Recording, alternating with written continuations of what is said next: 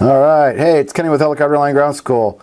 First live event in a while. We haven't done any just recently. Did some for Gary's Check Ride a couple months ago. So what we're doing tonight, this is going to be a live event. We're going to roll 14 video chapters of my book, Helicopter Check Ride. I'm going to go through chapters 1 through 14. In between playing the videos, I'll answer questions from the questions that come in while the videos are going or while we're chatting in between. But basically, we'll go through a video, answer questions, and roll through. So this book I published 3 years ago. Hit Amazon bestseller in 12 hours. I'm really proud of the book. So we're just going to go through and share the videos with you. Lots of different things. Well, we can give you some examples. A little bit about me, how I got started in the very beginning. Practical test standards, which we know is going to be switching to the Airman certification standard soon, but we're still using the practical test standards. Frequently asked questions, training tips, wire strike avoidance, check ride student failures, checklist usage, and we're going to go through 14 of those videos. So what I'm going to do is go ahead and get started. I'm going to go ahead and roll the first one. It's about me. And again, just a little bit about how I got started, what inspired me to get going and chase the helicopter dream. So I'm going to go ahead and roll the first video. I'll be here in chat. I have YouTube live right up here on the one laptop so I can keep track of any of the questions. So I'm going to roll the first video, a little bit about me, and then I'll be back to answer questions. My story and how I got involved in all this helicopter craziness. I'm pretty sure Christmas back in the early 70s when I opened up the Vertibird box under the Christmas tree. That thing was the coolest, and I flew it till it almost wouldn't fly anymore. So growing up, I always had an interest in learning to fly. Didn't think it was something I would ever really do. And I also wanted to be a cop. I wanted to be a police officer. I didn't go to college. I get out of school thinking I'm just going to go get me a job making a bunch of money in a factory, and that didn't take long to figure out that factory life was not for me.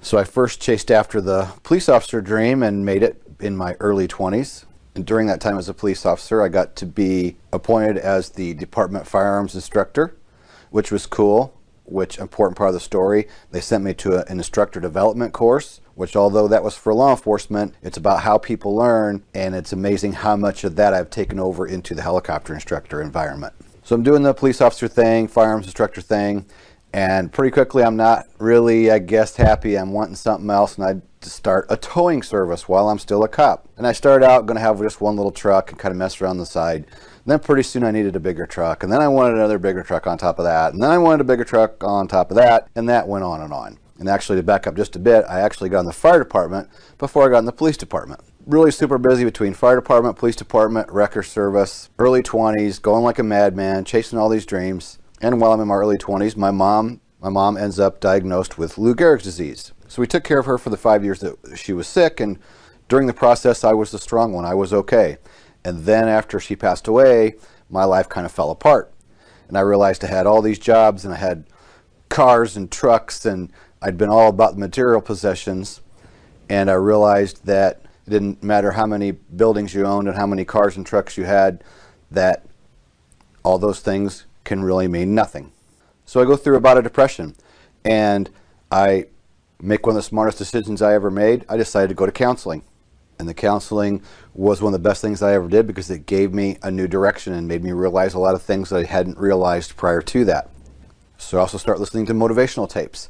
And as I'm going through this training, the one day he says, okay, shut the tape off, sit down and write a list of 10 things that are dreams of yours that you think you will never accomplish, things you really want to do that you think are just without of reach. So I did. I turned off the tape, sat down, wrote out the 10 things that were dreams of mine that I thought I would never accomplish. Turned the tape back on. He says, okay, now make one move towards one of those goals. Whether it's make a phone call, go buy a magazine, whatever the case is, no matter how small, make a decision to at least make one small step towards one of those dreams. Well, one of those 10 was learning to fly helicopters. So I started dabbling in the idea, and I'm checking around looking for lessons, and everywhere I would check, they were all at least a couple hours away, and it seemed like a far-off dream, didn't have the money, didn't have the time, didn't have anywhere to go. And then I think the next big thing that changed everything for me was a day at the Indy 500. I went along with my sister that wanted me to go.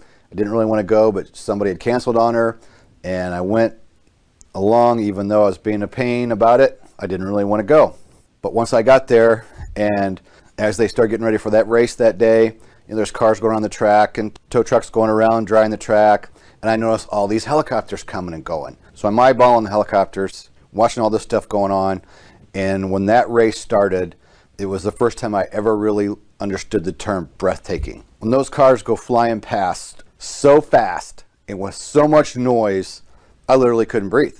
So that day I just knew I wanted something more. I wanted something different, and I really wanted to chase the helicopter dream. So I finally make it to my first helicopter lesson. It's a 2.5-hour drive to get there. And my first couple lessons, the guy was a jerk. I really just kind of wanted to go up for a ride and enjoy myself, and he starts trying to get me to fly it the first day and yelling at me when I don't understand what he's asking me for.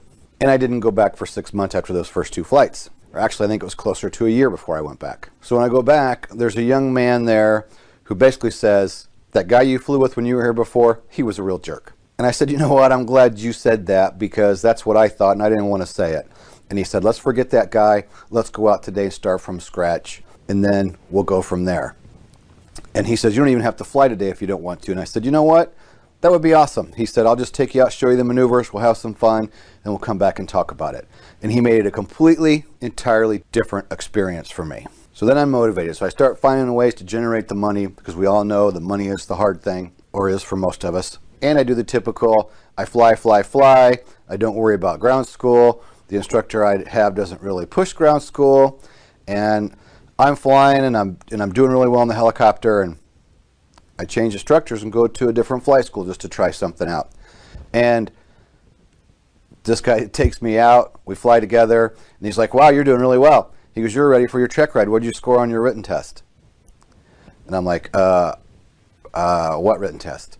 He's like, oh my God, you're kidding me. You're this far along in your flight training and you haven't even taken the written yet? And I'm like, nope.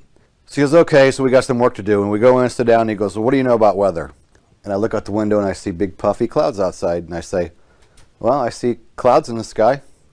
And he's like, oh my God, we've got some work to do. So there's where I learned firsthand about getting behind on the ground knowledge. So we start working on the ground knowledge. The flying gets held up. So in turn, it takes me more time to get ready. We try jamming it out and getting it done. Take the check ride before I'm really, really confident on the ground. And I end up failing the check ride on the oral portion.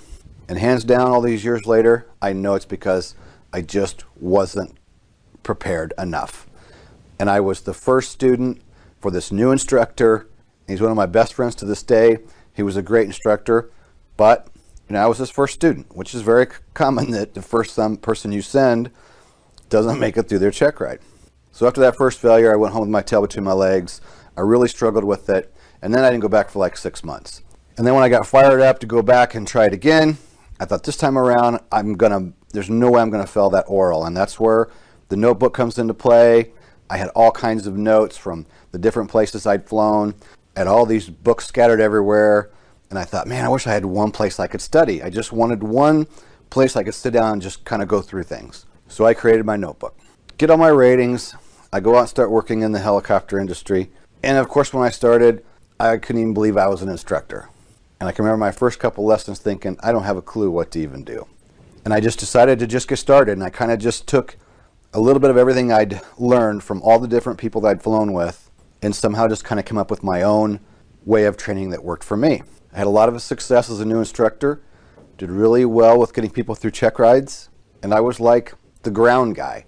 And I think it was my law enforcement background. I didn't do well in school, struggled to get through and get my diploma, but everything changed when I went to the police academy because that was something I wanted to do.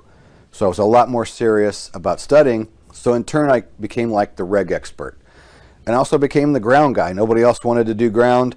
And for some reason, I just kind of wanted to go that extra mile for people to help them get through the ground school. And along the way, my students would say, hey, you should start a training manual. And I'd laugh and we'd joke about it. But as it ends up, now we have Helicopter Online Ground School that I created out of all this. So that I do the instructor thing for 4 or 5 years as I build my time. During that time, I got to do a lot of different things. Pipeline patrol, photography, instructing, 135 charter, a lot of cool stuff. Then I moved into the EMS field once I had the time. And I've always stayed active as an instructor. But once I was in the EMS industry, I just kind of missed the training end of things. The EMS job was cool. Over the 5-year period, I just really kind of got bored with it. I honestly just didn't really like going out and flying point A to point B and then back again. Never been able to really do much with training, and not being able to do emergency procedures and really working with people and training. I just missed it. So I feel like it's worked out for me in the long run, just due to all the struggles I had along the way. Like most everybody does. Everybody has their own story, and most all of us struggle in one shape, form, or fashion. And I think my first failure and all the struggles along the way just really helped me shape what I do today.